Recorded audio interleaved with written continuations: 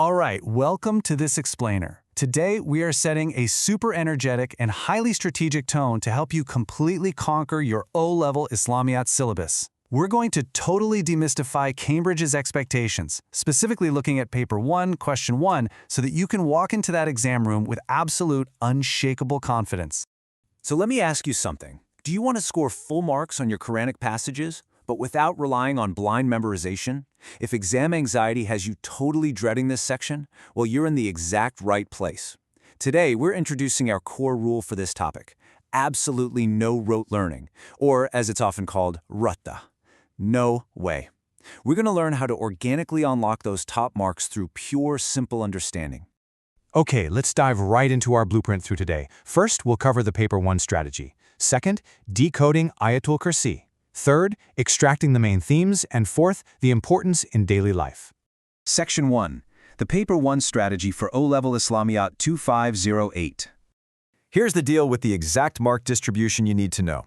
On the actual exam, you'll be given 3 Quranic passages, and you only have to attend 2. Each passage is worth a total of 4 marks.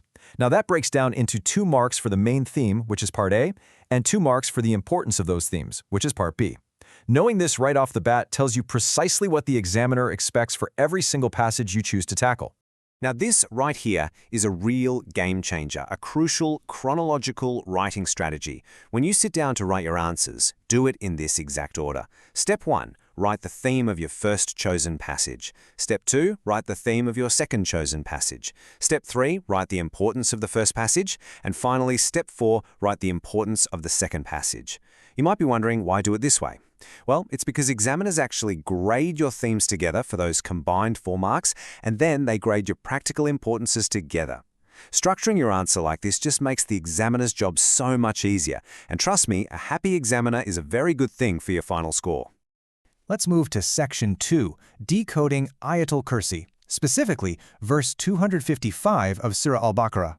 First up is the Arabic word al-hay, which beautifully translates to the ever-living. This is an incredibly profound concept. It means Allah has always existed and will always remain alive, completely free from death. It sets up this stunning contrast between Allah's eternal, infinite nature and our own very temporary, fragile human existence. Now what's really interesting is this next term, al-qayyum, the self-subsistent. This establishes Allah's absolute self-sufficiency. Think about it. Allah is completely independent, He needs no one and absolutely zero help.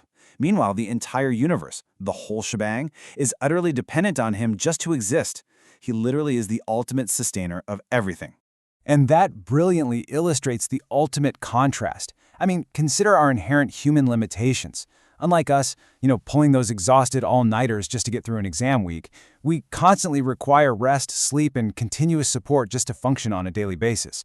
But looking at Allah's majesty, as the passage explicitly states, no slumber can seize Him nor sleep.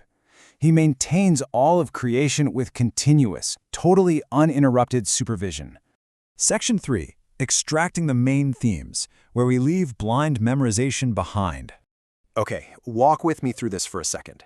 You can actually pull the main themes directly from the English translation provided right there on your exam paper. When you read the phrase, no slumber can seize Him nor sleep, the extracted theme is simply that Allah is free from human limitations and has constant control. Intercede except as He permitteth points directly to His absolute authority, meaning nobody can speak for another without His permission, because He's the ultimate judge. Comprehend aught of His knowledge shows His complete knowledge of the past, present, and future. Basically, we only know what He allows us to know. And finally, throne doth extend over heavens perfectly represents His complete power, control, and supreme glory over the entire universe. Do you see how naturally those themes just emerge?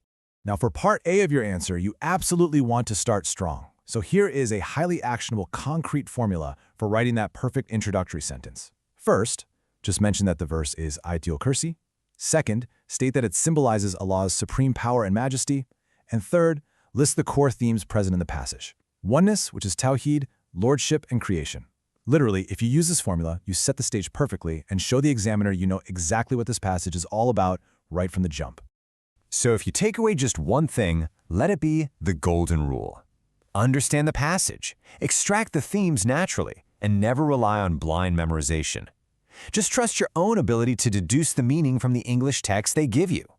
If you know the vocabulary we just covered, those themes will naturally reveal themselves without you ever having to blindly recite a textbook. Section 4. Importance in daily life. How all of this actually impacts daily routines. So how does living with Tawheed translate into daily action? Well, it means completely rejecting polytheism, firmly believing there are no multiple gods, dedicating your worship to Allah alone, and really striving to live righteously by actively avoiding sinful activities. It's taking the belief and putting it into practice. Next, let's think about the immense practical impact of believing in Al-Qayyum. It's basic cause and effect logic. You have the core belief, knowing Allah is all-powerful, self-subsisting, and in absolute control of everything. And because of that, you get a totally different mindset. Because a Muslim knows Allah is in control, they can actually trust Him during life's hardest difficulties. They lose those unnecessary worldly fears and gain incredible confidence. You're basically freed from worldly anxieties because you know for sure that the ultimate sustainer has it all handled. And what about Allah's complete knowledge? Because a Muslim knows Allah sees and knows absolutely everything, the hidden and the apparent. They become highly conscious of their private actions. This is incredibly practical. I mean, this belief actively prevents a student from cheating on a test or an adult from taking a bribe when they think nobody else is watching.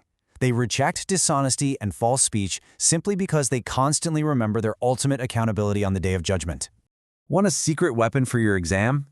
To add some brilliant depth to your answer, you can share this powerful hadith from Prophet Muhammad, peace be upon him. He said, "The person who recites Ayat al-Kursi after every obligatory prayer remains under the protection of Allah until the next prayer." This beautifully illustrates the practical daily usage of the passage. Muslims literally use these verses every single day for protection and remembrance, which makes it a perfect high-level detail to drop right into your exam. Well, we've covered the exam strategy, decoded the vocabulary, extracted the themes naturally, and explored the practical daily importance. But before we wrap up this explainer, I really want to challenge you to take these profound lessons way beyond the exam paper. So how will you implement the lessons of Ayat al-Kursi in your actual life today? Will you trust more when things get difficult, fear the world a little less, or act with greater integrity when no one else is watching? Think about it. Thank you so much for learning with us today, and I'll catch you in the next explainer.